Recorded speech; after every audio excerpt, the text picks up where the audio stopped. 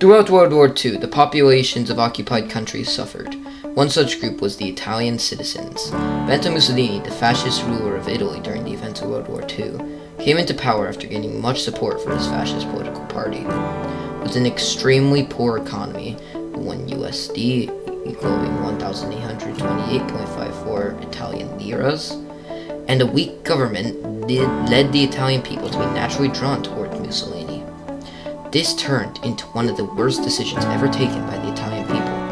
As World War II raged around them, the Italians had their rights and responsibilities restricted to a minimum. Italy was forever changed from this experience, greater for the better. Throughout and even after the war, Italian citizens fought for the rights and responsibilities of the people.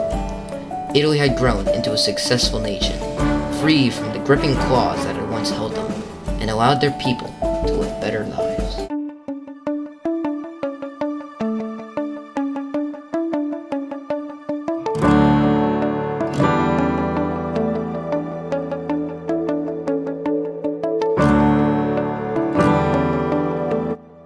During World War II, Italy's actions regarding the rights and responsibilities of its citizens were deeply influenced by the country's political situation, which changed dramatically during the conflict. In 1940, Italy, under the fascist leadership of Benito Mussolini, joined the Axis powers, aligning with Nazi Germany. Mussolini's regime focused on expanding the fascist state and suppressing individual rights, curtailing freedoms through strict laws and authoritarian control. The regime imposed several restrictions on political dissident, press freedom, and civil liberties, using censorship and violence to maintain order. Italians, particularly those who opposed fascism, were subjected to arrest, deportations, and executions, while dissenters faced the constant threat of punishment. At the same time, Italy's treatment of its own citizens and others during the war varied depending on the political and military circumstances. The political and military circumstances were certainly a major influencer when it came to Italy's actions throughout the war, but one thing that it does not seem to be able to influence was the amount of propaganda that was placed throughout Italy from all the times of the war. Things from simple showing their strength with their allies, to stopping them from fearing the great Nazis that were right above them. They always seemed to be protecting the government's image, painting it as a strong force that will lead them to victory, rather than what it actually was supposed to be doing, showing the people that they were good, strong, powerful, and able to come through this war as one. However, the situation shifted even more after Mussolini was deposed from office in 1943, following the Allied invasion of Sicily. After his removal, Italy ripped itself into two opposing parties: the Italian Social Republic, a puppet state controlled by Mussolini and the Germans in northern Italy, and the Italian government in exile, who joined the Allies in the fight against the Nazi forces. The Italian resistance movement grew in response to the occupation and fascist collaboration within the government, and many Italians fought for the restoration of democratic rights and the end of fascism. Protection of human rights were to be restored. As Mussolini's fascist regime began to crumble in Italy, partisan groups composed of communists, socialists, and other anti-fascist fighters emerged across the country. They launched sabotage operations, ambushes, and attacks on German forces, with their Italian collaborators, that is. Perhaps the most significant resistance was the Partito de Artisan Action Party, which united various anti-fascist factions in their fight for Italy's liberation and freedom for their people. The most notable event of the resistance came in 1944, Rome Uprising, and continued fights throughout northern Italy, leading to the Italian people finally being freed. These acts of defiance, often a great risk to any participating, played a crucial role when weakening the Axis powers and relapsing Italy's post-war political landscape back into the citizens' hands.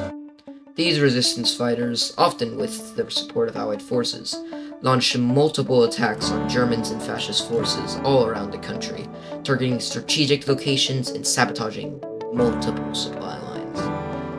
However, many of the Italians, whom of which hated fascism, were either arrested, tortured, or executed. Yet their contribution to Italy's eventual liberation will not be forgotten, and the price of their lives led the country to become greater than it ever was. With the fall of Benito Mussolini's fascist regime, and the war slowly fading into the background for Italy, the country now had to turn to its broken government, attempting to figure out what should be the next war.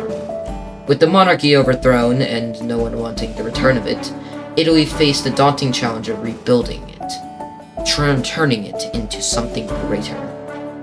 The aftermath of World War II left the country in ruins, occupied by foreign powers, and with widespread suffering throughout everyone. However, for many Italians, the war's end marked the beginning of a new era of rights and responsibilities. In 1946, a referendum abolished the monarchy, establishing the Italian Republic as the political system for the country for the years to come. For the first time in about a decade, the Italian people finally saw themselves no longer as subjects to the government, but citizens with the right and duty to vote and power to hold their government in check.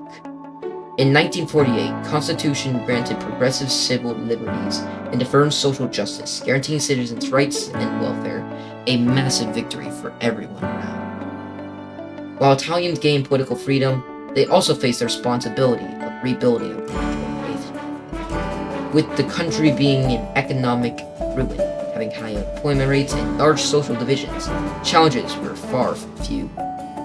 But as optimism emerged, Italy began to recover, despite political tensions between conservative and fascists. Italy was supported by foreign aid, particularly the United States through their Marshall Plan. This helped stabilize the country's economy, helping build its people up, no longer living in the sloths, but they now had a chance, a real possible idea of what their lives could be.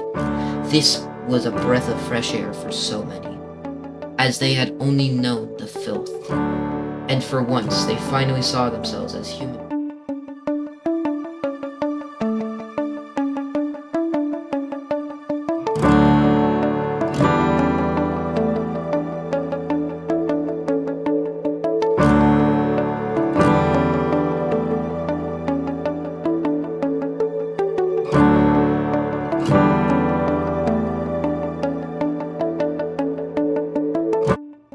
As Italy rebuilt, the challenge remained to balance the rights granted to them by their government and the new republic with the collective responsibility to create a fair and successful society, based off of democracy, justice, and shared responsibility. This progress has continued to this day, leading a once ruined nation into a point where it is now a flourishing society. A country built off of prosperity rather than fear. Its economy has stabilized and it joined the strong European Union, a powerful member. This soft underbelly of Europe has no longer become such a gnarled mess. It has been softened, but it is still strong, and the country that we know today will only continue to become greater than it ever has.